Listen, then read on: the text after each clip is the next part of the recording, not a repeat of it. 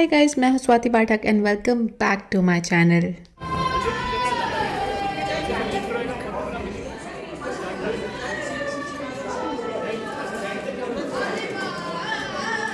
जी हाँ, तो आपको ये सुरीली सी म्यूज़िक की आवाज़ सुन के पता चल ही गया होगा कि हम हैं अभी पटवाओं की हवेली में। और ये है एंट्रेंस पटवाओं की हवेली का।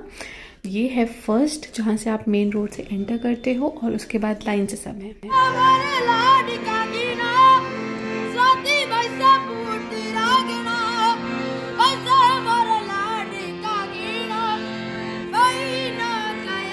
हाँ जी, म्यूजिक सुन लिया तो चलिए अब चलते हैं और हवेली देखते हैं अंदर से। ये जो आप देख रहे हो ना, इसको बोलते हैं शीश महल, मोहिनी विलास। उन्होंने अपने ही किया ये सभी बनने के हिसाब से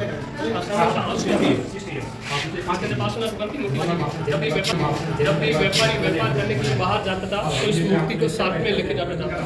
समय पड़ता पूजा अर्चना होता था, travelling temple.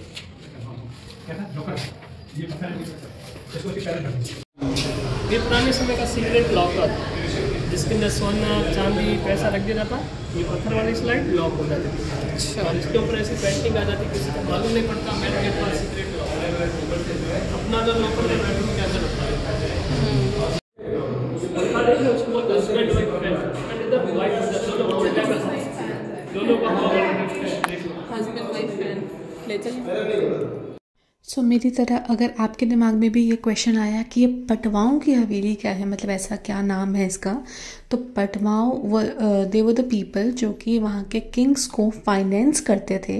So they were the businessman's, और वो बिजनेसमैन जो होते थे वो किंग्स को फाइनेंस करते थे उनके चीज़ों के लिए।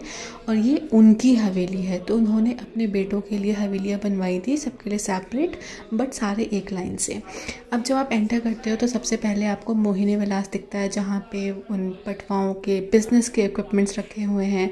After that when you enter inside वहाँ पे आपको लॉकर मिलता है जो उनका एंशिएंट लॉकर हुआ करता था पत्थरों का। उसके बाद उनके लिविंग रूम, उसका सारा फर्नीचर, उसमें है हस्बैंड वाइफ फैन, उसमें है वॉल क्लॉक और लकड़ी का पंखा जो कि वहाँ की बहुत एंशिएंट चीज़ें हुआ करती थी। ऑफ कोर्स उन्होंने अलग अलग कंट्रीज से उस टाइम पे भी मंगवाई थी। Then you come to this locker room जहाँ पे उनके ताली चाबी रखे होते थे, और ये ताला चाबी इनके दो दो चाबियाँ होती थी, एक हस्बैंड के पास एक वाइफ के पास, ऐसे होते थे। ये है बेड जो कि है तो वुडन पर इस पर पूरा चांदी का वर्क है, ऊपर पूरा वुडन वर्क है टेरेस पे फिक्सी।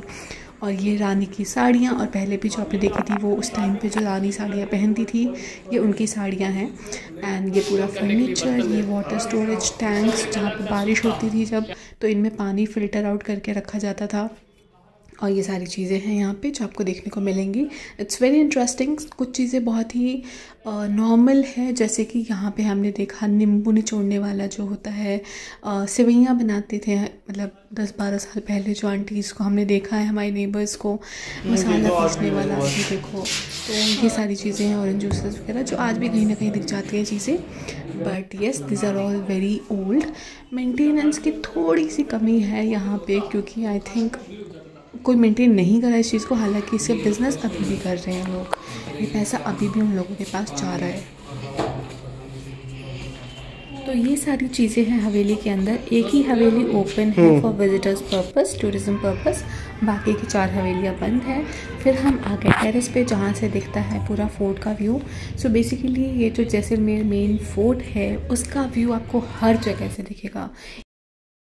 सो अगर आपने मेरा जैसलमेर फोर्ट वाला व्लॉग देखा है तो आपको पता होगा कि मैंने कहा था कि आप गाइड ज़रूर लेना ऐसी जगहों पे जाने पे, तो उससे बहुत हेल्प मिलती है। एंड लिटरली हेल्प मिली, हमें काफ़ी इन्फॉर्मेशन मिली जो अदरवाइज़ हमें नहीं मिलती।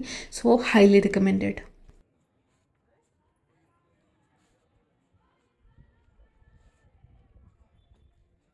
बस हाँ, तो इसको क्या बोलते हैं? इसको महारानी रजवाड़ी, ये बटर सिल्क में आती है। सिल्क में आती है। इसमें आपको कलर चाहिए होगा। कहाँ से आए भाई साहब? दिल्ली। दिल्ली से। ये दूर से आए हैं भैया। दिल्ली अब दूर कहाँ, 5-10 मिनट का रास्ता है फ्लाइट का। दिल्ली दूर पहले कहते थे। सो इस साड़ी के लिए मैं बहुत कंफ्यूज थी कि लूँ या नहीं लूँ, बिकॉज इसका मटेरियल बहुत सॉफ्ट था, पर मुझे एक्चुअली कोई और साड़ी की रिक्वायरमेंट थी नहीं अभी एट दिस पॉइंट। सो मैंने उसके लिए एक पोल डाला था इंस्टाग्राम पे और आप लोगों ने मुझे बहुत ज़्यादा मोटिवेट किया इसको ख़रीदने के लिए, तो मैंने ख़रीद ली। एंड बस उसके बाद ये है बेसिकली उसी हवेली के नीचे एक स्टोर है जो कि पटवाओं की ही है अभी भी। सो वहीं से मैंने ये साड़ी ली थी। So if you want to go there, basement में ये स्टोर है जो कि उन्हीं का पार्ट है, हवेली का ही पार्ट है। सो उसके बाद हम निकल गए, हम होटल आ गए थे वापस। और शाम में इतनी ज़्यादा आंधी तूफान थी, मतलब इट वॉज हॉरिफाइंग, बहुत बहुत ज़्यादा डेंजरस लग रहा था। हवा की आवाज़ सुनो ज़रा आप।